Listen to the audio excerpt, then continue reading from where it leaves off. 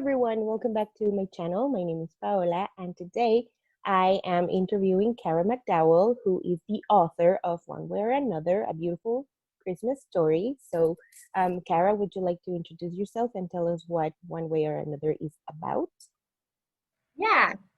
So like she said, my name is Kara McDowell, and my most recent book is called One Way or Another, and it's a holiday YA rom-com for fans of To All the Boys I've Loved Before. And so this book is about Paige, and she's a 17-year-old girl who really struggles to make decisions because she's always thinking about what the worst case scenario could be. And she actually has severe undiagnosed anxiety at the beginning of the book. So when she's given two choices for how to spend her Christmas break, either in exploring New York City with her mom or going to the snowy mountain cabin with her best friend Fitz, who she secretly loves, she can't decide what to do. So then fate steps in the form of a slip and fall. She bumps her head, the book splits into two timelines, and we get to see what happens if she goes to New York and what happens if she goes to the cabin, and see where she can find her happily ever after. Yeah, it's a very sweet book and very relatable too. So you should definitely check it out. It came out on October 6th. So I will leave links to where you can buy it down below and also for Carol's website and her social media and all the good things. So what inspired you to write this novel? The first idea that I had was writing a book about a girl who really struggles to make decisions. And that was based on me because I've always struggled to make decisions. And I thought, what if there was a girl who was bad at making decisions, so she decided to turn her fate over to a magic 8 ball. And in the book, she actually does that. It's a magic 8 ball app on her phone, which is a real app that exists. You can find them. And that, I started to think, I was like, well, why is she struggling to make decisions? And then again, I pulled a lot from my life, and I have anxiety, and that really affects my decision-making ability. And, I'm always hoping that I make the right choice and that something bad doesn't happen. And I think that is especially realistic. And for me, it was especially true, in my later teenage years when you're looking towards the rest of your life and you're hoping to make the right choice. And, there's so many possibilities and you just want to do the right thing. And so that was how I got the idea for the book. Honestly, super relatable. I was also that very anxious teen who, I mean, to this day, I think I really struggle with making decisions, and like everything that I do will affect the rest of my life. Mm-hmm. So, but I think in as a teen, it's way more nerve-wracking and like life or death type of situation in your head.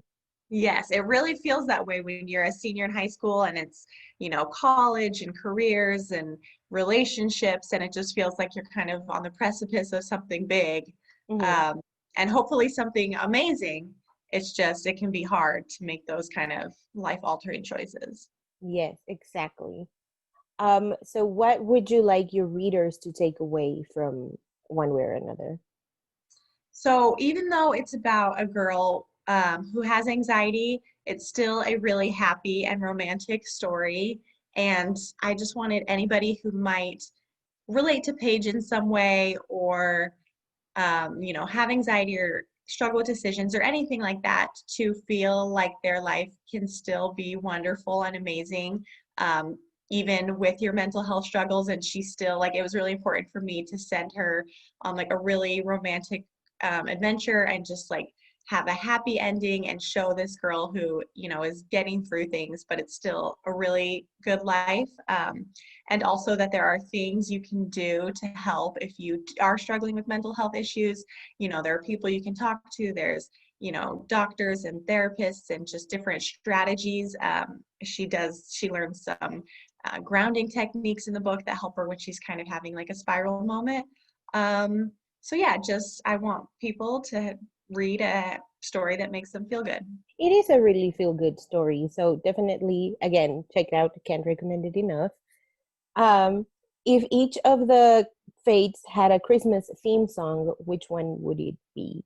so in Fate 1, she goes to New York, and I think that would be it's the most wonderful time of the year because it's the kind of song that just makes you feel, like lights on the streets and trees and decorations and just like the hustle and bustle of Christmas all around you. And this is obviously a non-COVID timeline where they can go around New York City and be with the crowds and see the Rockefeller Christmas tree and just do all the touristy, like magical things that you think of New York at Christmas. And that's what that song makes me think of.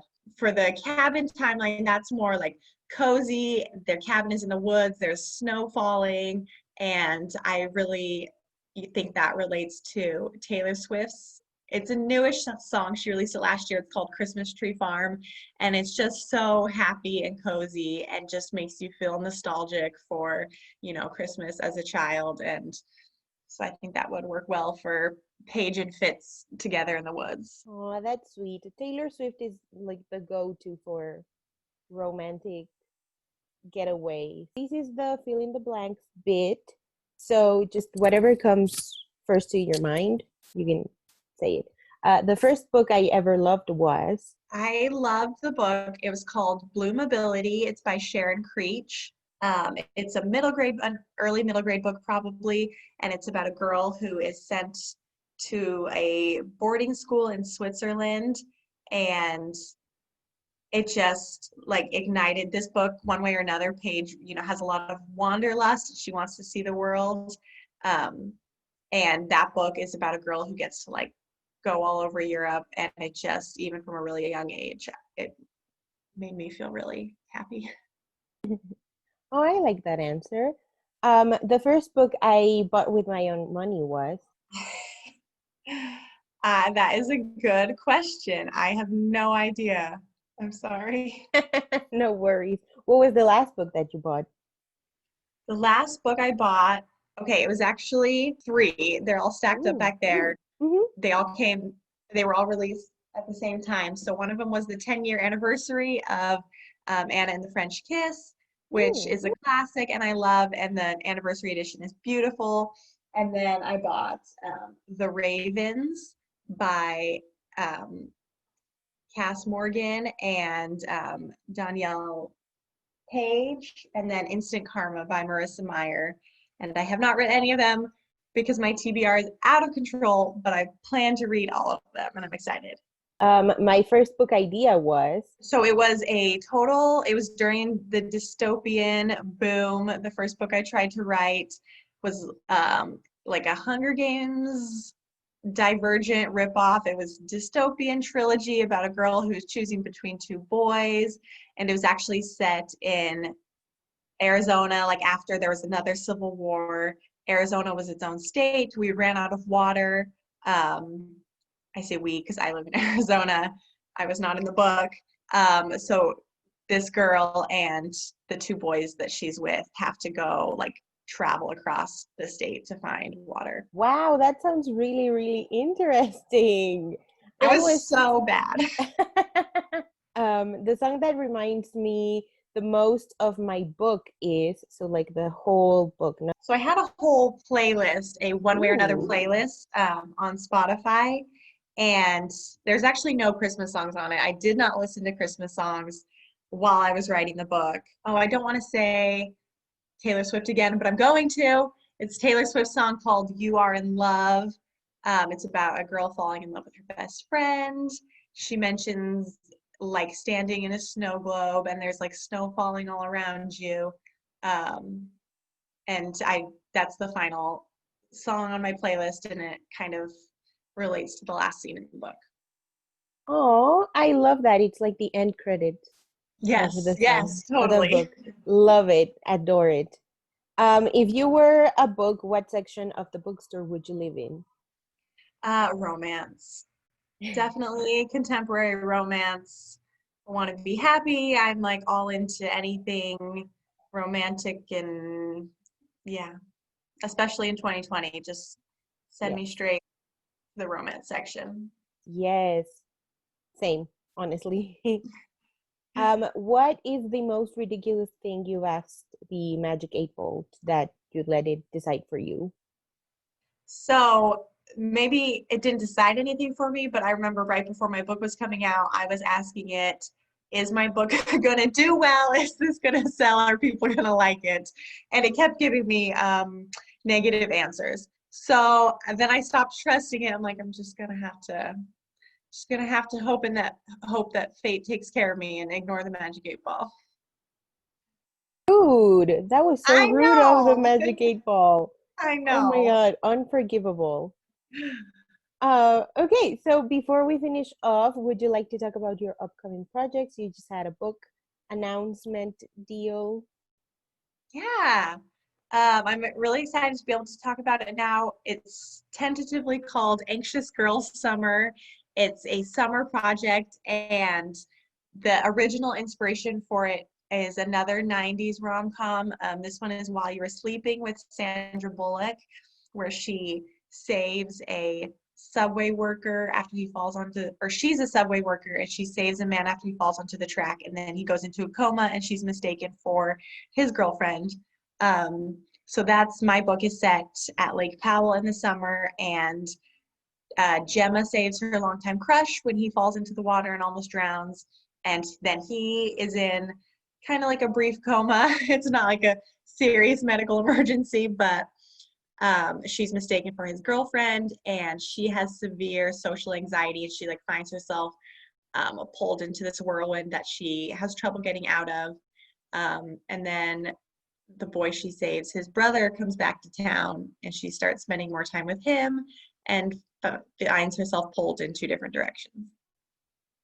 Ooh, I love that. Sounds really, really interesting. Thank And it's you. It's also been, mental health rep, so that's amazing. yeah, yeah, that was I was really excited to write another anxious girl because they are close to my heart. I love that. Thank you so much, Kara, for doing this with me twice now. Yeah, no problem. And everyone at home, you should pick up one way or another if you're looking for a cozy mental health rep Christmas story. It feels like a hug. It really, really does feel like a hug. So definitely check it out. Check out Kara on social media and her website.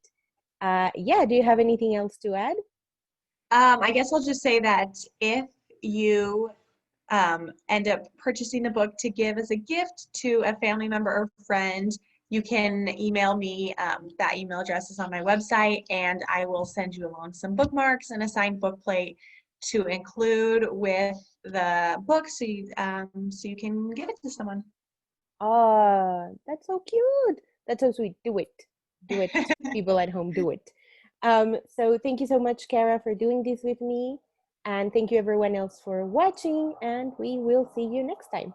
Bye. Thanks for having me. Bye.